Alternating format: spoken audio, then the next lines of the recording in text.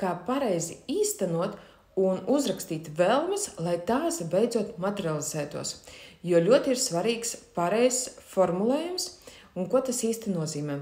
Tad, kad tu uzraksti savu vēlmi, šī vēlme jārada patīkamas jūtas un pozitīvas sajūtas. To tu sapratīsi ar savu ķermeni, un uzrakstot to, tev jārodas tādam priekam. Tāpēc, kā īstenot un izveidot savas vēlmes, lai tās īstenotos 5 noteikumi. Pats pirmais noteikums. Izmantojam tagadnes brīdi. Par piemēru ņemšu apprecēties.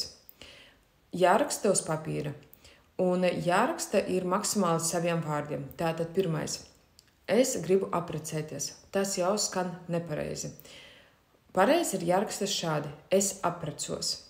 Šāds būs pareizais noformulējums. Otrais.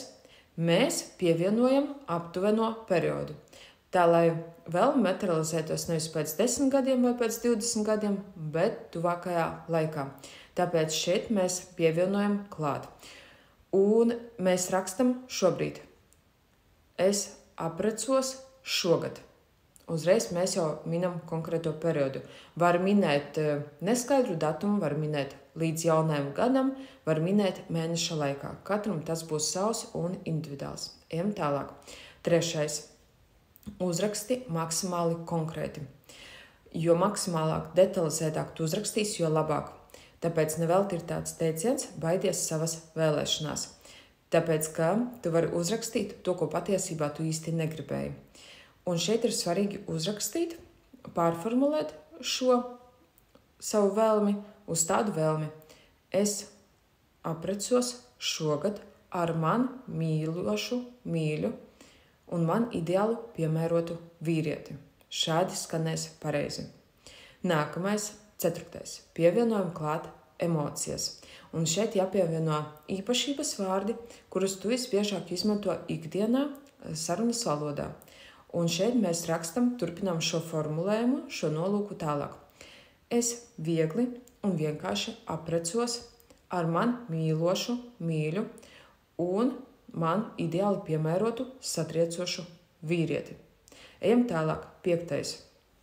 Šeit mēs izmantojam konkrētību un pārformulējam uz saviem vienkāršajiem vārdiem, tā lai tas, ko tu lasīsi vai to, ko tu klausīsies, lai tas tev skan viegli, vienkārši un saprotami. Tāpēc šeit rakstam šādi. Es viegli un vienkārši apprecos šogad ar man mīļu un satriecošu vīrieti, un mēs viens otru ļoti stipri mīlam. Un, protams, ja tu vēlies uzzināt vairāk un detalizētāk šāda veida informāciju, droši ieskaties manā mājaslapā, tur tu uzzināsi detalizētāku informāciju, kā patiešām ar dažāda veida praktikām radīt sev laimīgo un harmonisko dzīvi ar sev mīļoto cilvēku.